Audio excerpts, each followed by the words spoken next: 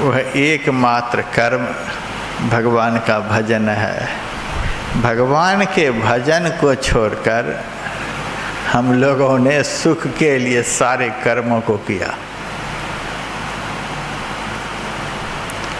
अलीगढ़ में मेरा प्रवचन चल रहा था, एक माई उठकर खड़ी हो गई, आप क्या कहते हो, भगवान का भजन करने से सुख मिलता है? हम तो इतने भजन किए कि तू भी नहीं किए होगे, और अब तक हमें सुख नहीं मिला।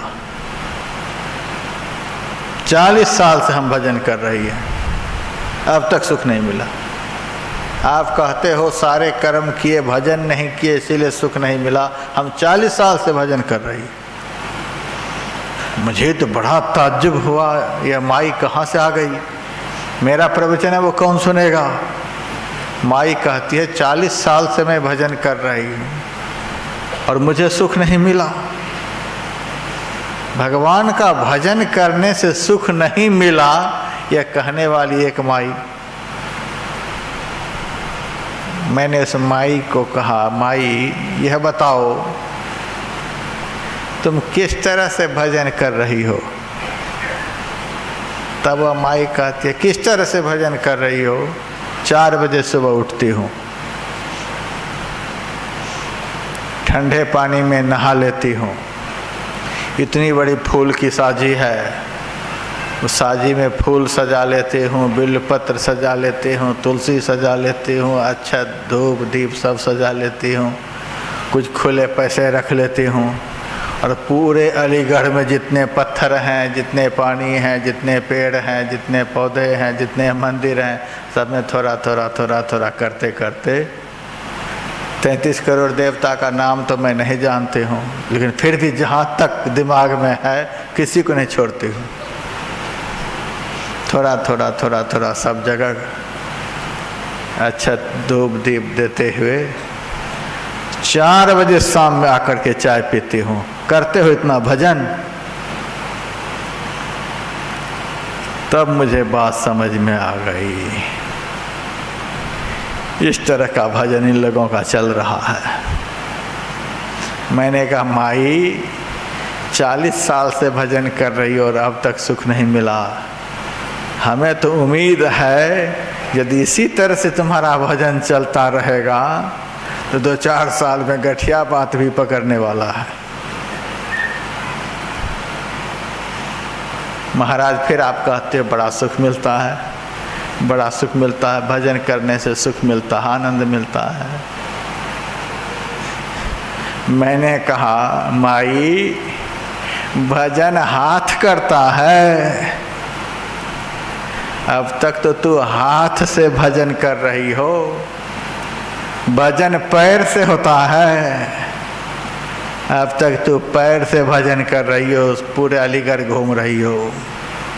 भजन आँख से होता है, भजन कान से होता है, भजन मुंह से होता है, भजन जीभ से होता है।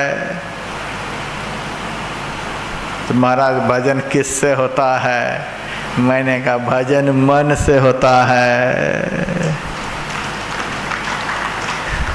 तुम तो हाथ से भजन कर रहे हो, राधे राधे गोविंद गोविंद राधे। मन कहाँ है पता नहीं।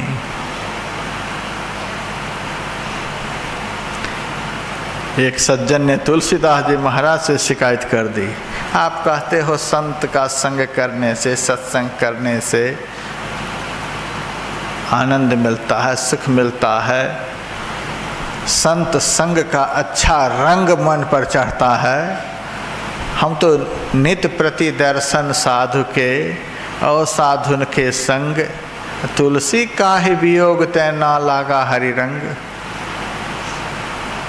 तब तुलसीदास जी महाराज ने कहा मन तो रमे संसार में, तन साधुन के संग, तुलसी याहे वियोग तै ना लागा हरि रंग। तुम तो तन से सत्संग कर रही हो, तुम तो तन से भजन कर रही हो। भजन होता है मन से। जब मन से भजन होने लग जाएगा फिर तो एक एक रोम से भजन होगा। रोम रोम से भजन होगा। फिर तो जो भी कर्म तुम्हारे शरीर से होंगे वे सारे कर्म भजन ही कहलाएंगे। फिर तो आंख भी भजन करेगा, कान भी भजन करेगा, लेकिन भजन होता है मन से।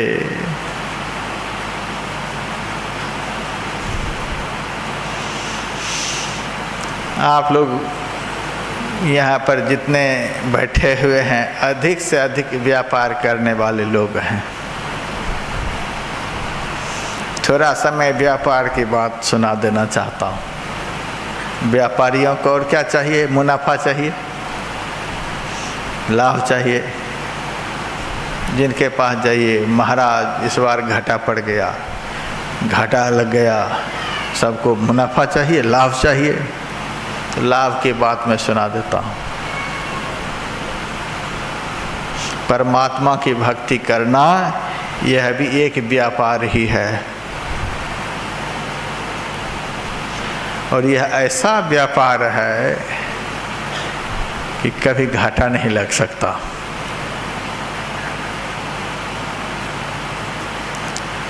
पूजा कोटि समंग स्तोत्रम,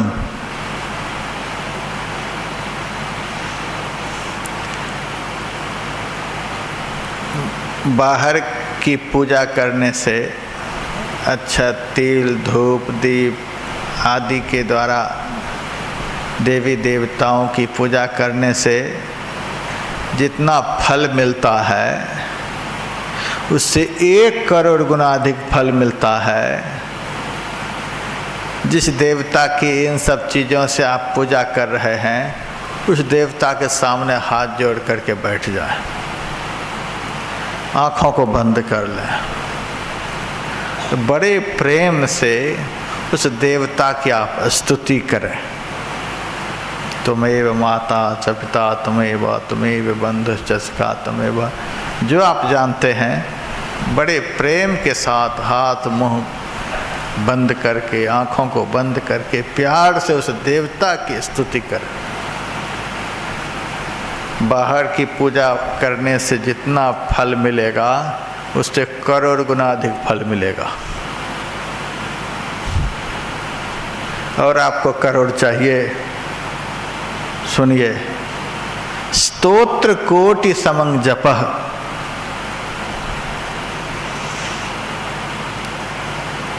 अपने इष्ट की, अपने देव की स्तुति गायन करने से जितना फल होता है उससे करोड़ गुना अधिक फल मिलता है यदि उस देवता के नाम का अंदर ही अंदर जप किया जाए, सुमिरन किया जाए।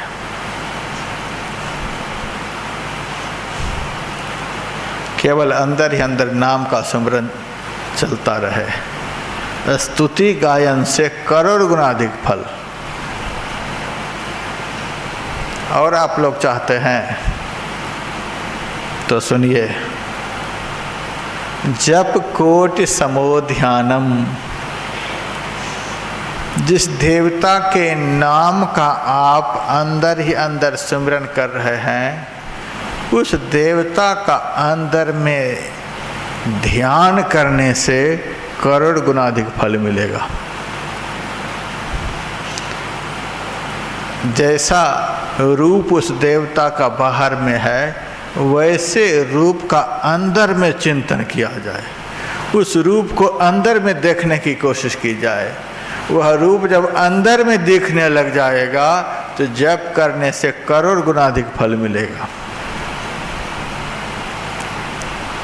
और आप लोग चाहते हैं, ये करोड़ और बाकी है, ध्यान कोटि समोलय, जिस देव का अंदर में ध्यान किया जाता है उस देव का ध्यान करते करते ध्यान में इतने डूब जाएं कि अपना भी ज्ञान नहीं रह जाए, बस उसी में लीन हो जाए। जैसे नमक की पुतली समुद्र में डाल दी जाए तो धीरे धीरे धीरे धीरे वह गलकर समुद्र में ही मिल जाएगी। वैसे ही उस पवित्र रूप का अंदर में चिंतन करते करते उसी रूप में लीन हो गए। करोड़ गुना अधिक फल। ये करोड़ करोड़ गुना अधिक जो फल मिलता गया, कैसे? जैसे जैसे बाहर से भीतर की तरफ गए, वैसे वैसे करोड़ करोड़ गुना अधिक फल मिलता गया। भजन तो हम लोग करते हैं, लेकिन बाहर बाहर का भजन करते हैं, भीतर जाने वाला भजन करते ही नहीं। भीतर चलो, बाहर के पूजा पाठ भी करो, लेकिन वहीं पूजा को समाप्त मत कर दो। इष्ट का गुणगान भी करो, फिर इष्ट के नाम का जाप भी करो, इष्ट के रूप का ध्यान भी अंदर में करो। ध्यान करते करते उस रूप में लीन हो जाओ।